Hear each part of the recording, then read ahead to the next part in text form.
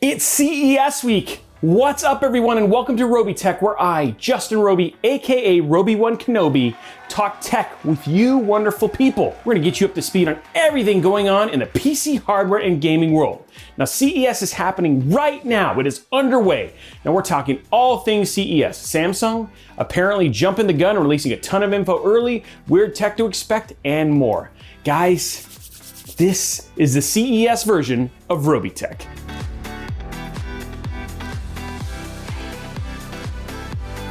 In our last episode, we talked about what AMD might be showing off at CES this year. Now don't worry, we won't rehash all of that in this episode. And frankly, some of you already know because you've already watched the press release that happened this morning. But an interesting benchmark has surfaced with supposedly a Ryzen 7 4800U with 8 cores and 16 threads running a base clock of 1.8 gigahertz and 3.65 gigahertz turbo boost. Now, the rumors that had previously been spreading about the 4th gen Ryzen mobile was that the core count would see a jump to 8 cores and 16 threads, and well, this lines up honestly. Now, we don't know right now if any of this is actually true.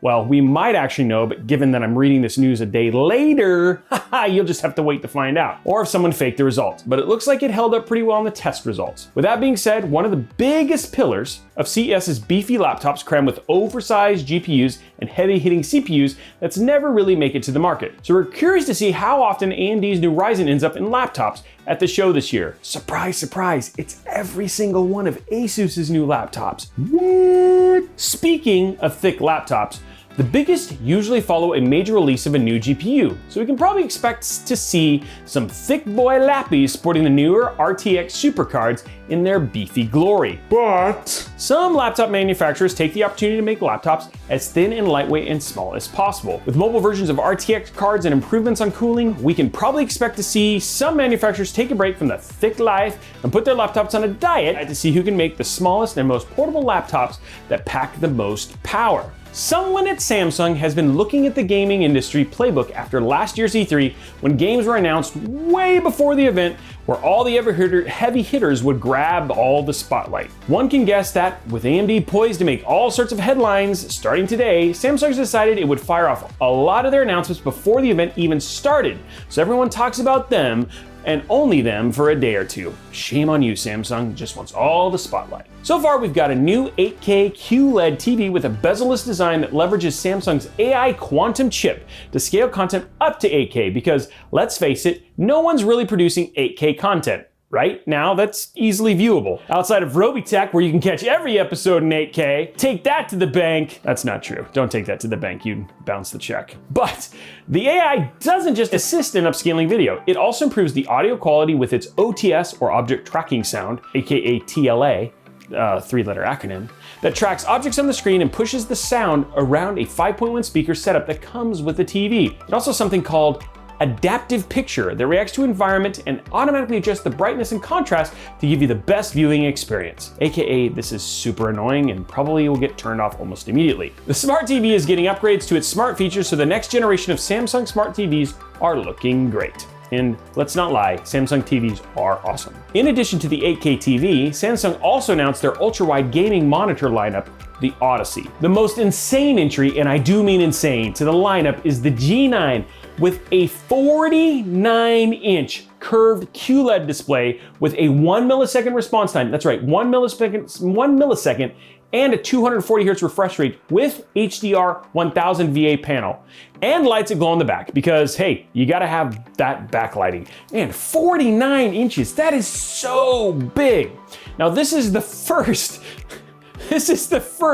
dual quad HD monitor that runs at 5120 by 1440. That is a 32:9 aspect ratio. That is insane. Now, there is a smaller 32 and 27 inch ultrawide, the G7, which also have lightning fast response times and refresh rates, but use an HDR 600 VA panel that runs at 2560 by 1440. 49 inches! 49 inches, Brian! That's like, she's got huge tracts of land. The Samsung hits do not stop there. Aside from new phone announcements, we've also got a weird AI project from one of the Samsung subsidiaries, Star Labs. No, not that Star Labs, not the ones with the flash, and no, it isn't Bixby, that AI that no one uses on their Android. We're talking about Neon. Now this is something completely new, completely weird, and something that you say will leave you wondering which of you is real after talking to the AI for a while. While details on this are sparse, with the official announcement happening soon, all signs point to an AI with a digital avatar in the form of a CGI human that you can interact with. Now, we all know that there is something called Core i3 that stands for Reality Real-Time Responsive, but no clue as to what it actually is or does. We have seen some clues with trademarks for Neon related names with descriptions that point to digital avatar tech. Do you welcome our new Neon overlords? Let us know in the comments below. While these monitors announced by Dell are not 10 feet wide, 49 inches, that's so big! It's an exciting announcement for content creators. The new UltraSharp U2520Q and the U2720Q USB-C monitors are targeted for editors, graphic designers, photographers, 3D artists, and more. Now, one of the most important parts of an artist toolkit, aside from the PC they're working on, is their monitor. Now, you might think your average gaming monitor would be great for content creation, and you're not completely wrong. But one thing that professional monitors like these new Dell monitors often do that your normal gaming monitors can't do is color accuracy. These monitors usually don't have ludicrously high refresh rates or lightning fast response times, but what they lack in those arenas, they make up with super accurate color, which is extremely important when you're making a living off of graphics, art, video, and more. Now, here's an example, and it has to be about Josh because he wrote the script. Our producer Josh had at one point designed a logo that he thought was blue and purple on a regular gaming monitor. Then he got an sRGB color accurate monitor and realized they were both different shades of blue instead. Now, the new Dell monitors can reproduce up to 95% of the DCI P3 color gamut and 99% of the sRGB color space with a 3H anti-glare coating to make sure you are accurately seeing that art you are creating. And guess what? Those are all real things. I kid you not. We did not just make them up. Now, all of this comes with DisplayPort 1.4, HDMI 2.0, USB Type-C, and a USB 3 hub that can send up to 90 watts of power that could easily charge a notebook. It has an ultra-thin bezel, and pricing for these monitors starts at $479.99 for the 25 and $709.99 for the 27, which is not bad considering pro-grade monitors can hit the $1,000 mark without breaking a sweat. Apple. Oh, did I say $5,000? While leaks typically come from third-party sleuths picking apart every piece of news they can find, some of it comes directly from the manufacturers. This is the case for the new RX 5600 XT THICC, that's right, THICC THICC2 AMD GPU from XFX. It looks like we can confirm that the GPUs will have 6 GB of GDDR6 and 2,304 cores. We don't have any info yet on clock speeds, but we do know that it will have about a 150 watt TDP and cost between $279 and $299, and most likely release in January and use a single 8-pin power connector. Woohoo! Now, the design of the 5600 XT THICC2 is a little different from the 5700 XT THICC. And I, for one, think it's a great looking card that's super sleek and all black with a great fan/fin design. Hopefully we hear more about this thing during CES. Intel's Frost Canyon Nook 10. Woohoo! I'm so excited we get to talk about this. Or next unit of computing is now available on Newegg with all components installed.